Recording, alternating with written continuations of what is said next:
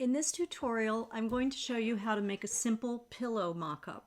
This is a stock photograph that I purchased off a site called Shutterstock a few years back. It's approximately $10 per photo, but they do not, and they have a nice selection of clothing, home accessories, home decor, bedding, things like that, but they don't have selections incorporated. They're just plain photographs. Now I want to show you this method because sometimes you will come across photos like this. Like, in fact, I'm giving you a few in this course as freebies. But sometimes you may want to photograph your own object rather than using one that you have to purchase, or maybe the client has a specific item. So I want you to know how to do this from the beginning rather than depending on something that's already set up for you, because that's going to limit what you can do. So the first thing we need to do is make a selection of the pillow. Now, because this is a white on white, if I went with the default setting on the magic wand, which would be my first choice tool to use, if I click on the pillow, it actually picks the majority of the pillow as well as the background.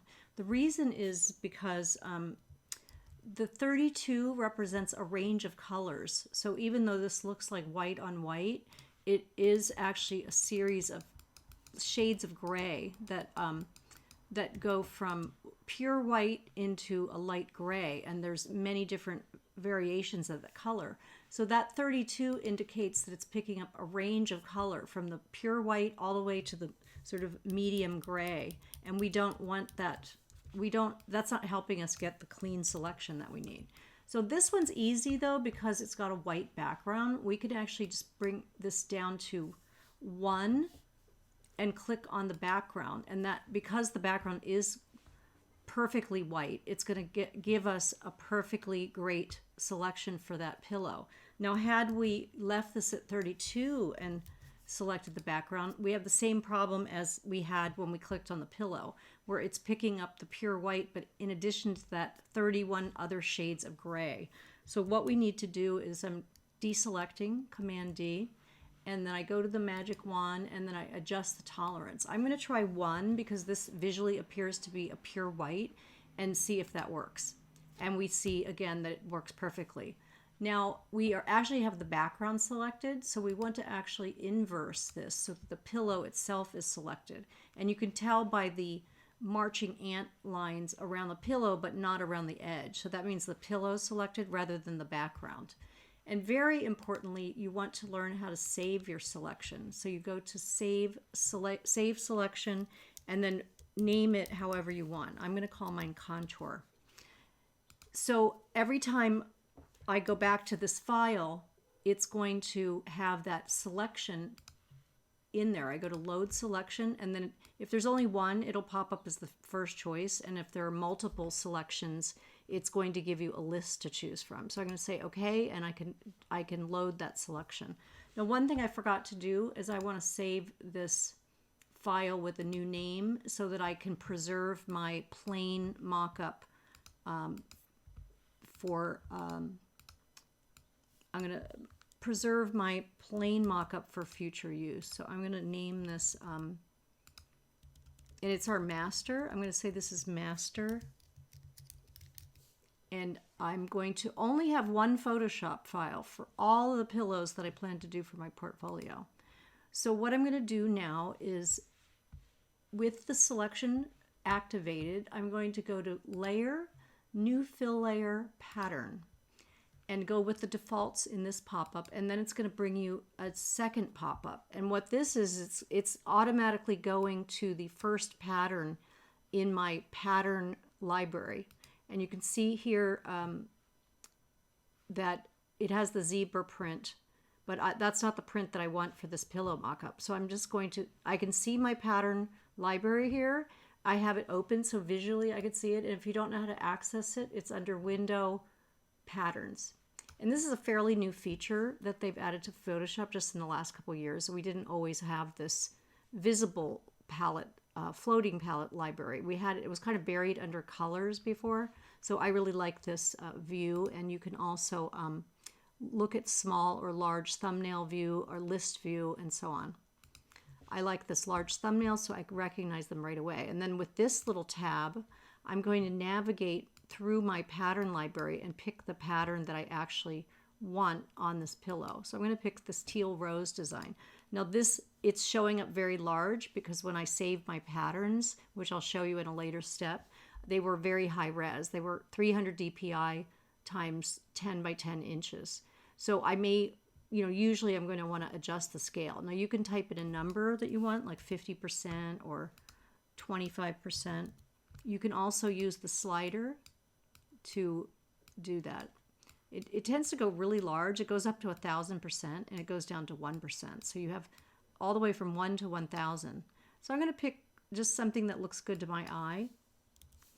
And I like to use round numbers, not like just something arbitrary, because it's just, sometimes I'm making matching products. So I want to have something that would be easy to remember, or I could keep notes of in a journal having to do with my product mock-up. So I'm going to go with this rose design at this scale right now.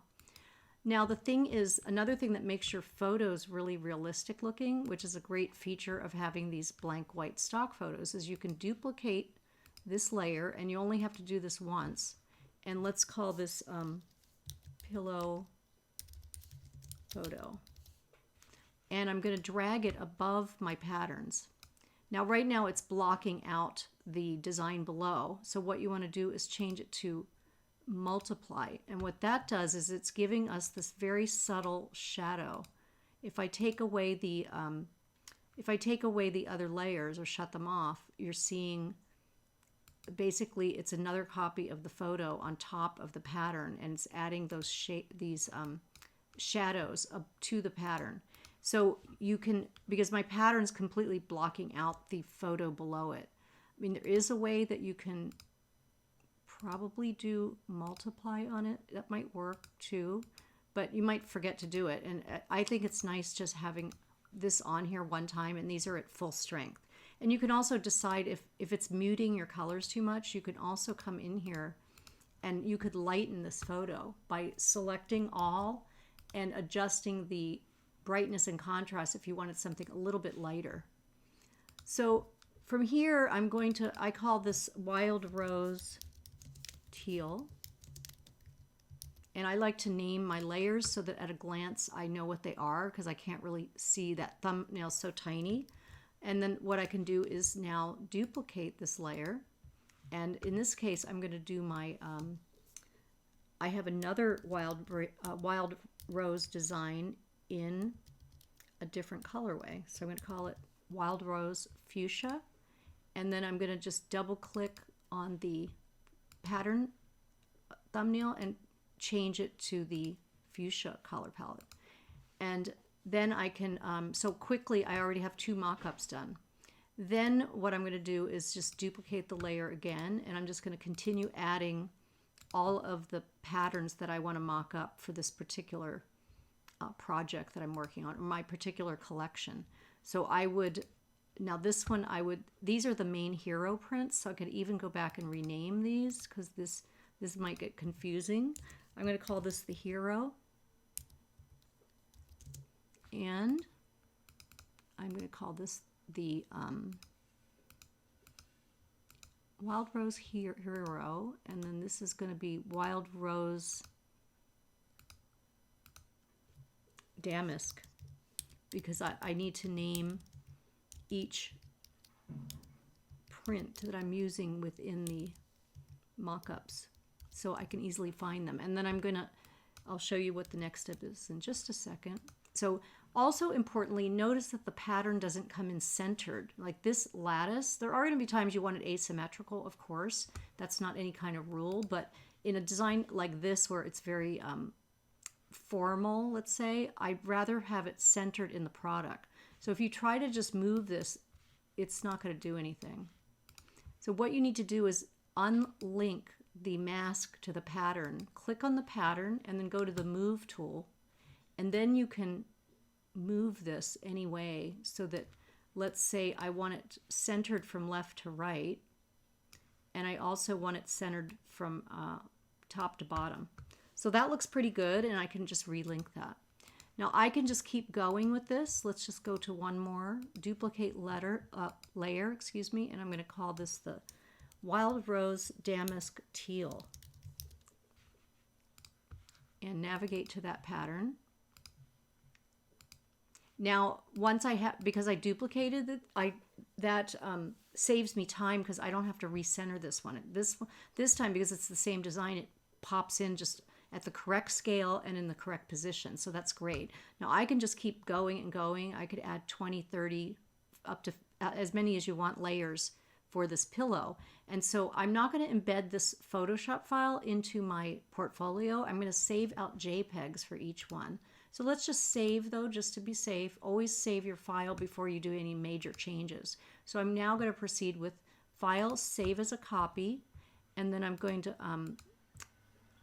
I have another subfolder for completed mockup. So I'm going to change this to a JPEG, and then instead of the word master, I'm going to put in the same name that I used on my layers, which we can see right here is Wild Rose Damask. Wild Rose Damask Teal,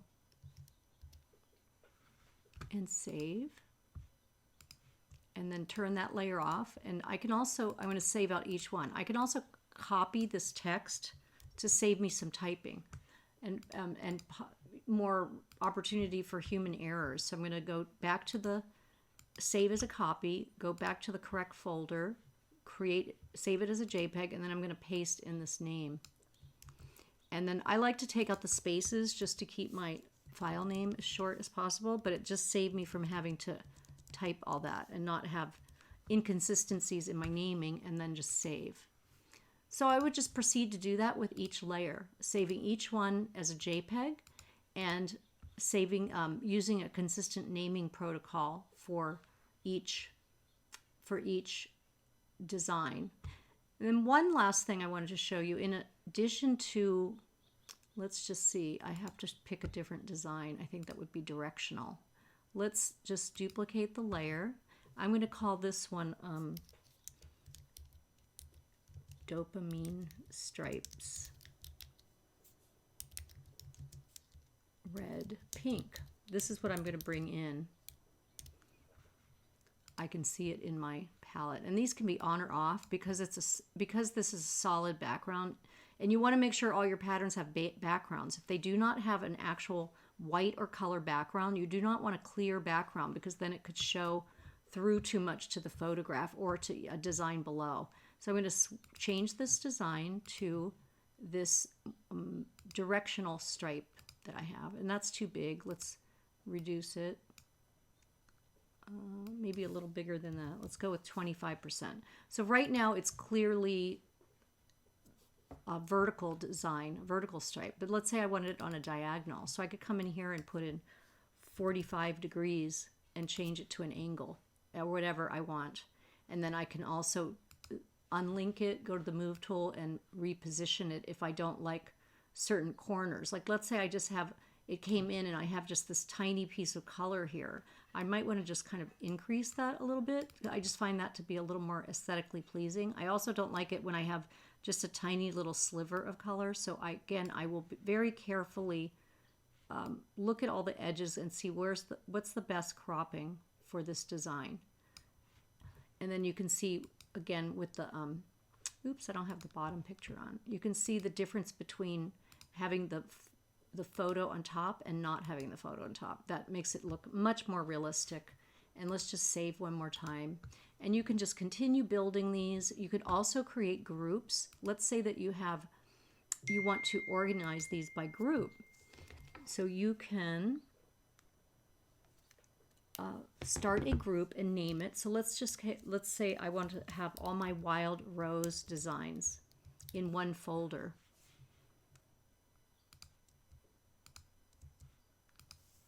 I can move this down to wherever, and I can move all of these, drag all of these. I'm holding the shift key to get them all into the folder. And that way your layers don't get so cluttered up, because you could have a folder for each collection where you might have multiple colorways or different coordinating designs from the same collection. You know, or you could, I have mine, I can also sometimes name it by client or by type of print, like say animal prints or florals, that type of thing. So it's really, once you start getting into dozens and dozens of layers, it is nice to keep it really well organized.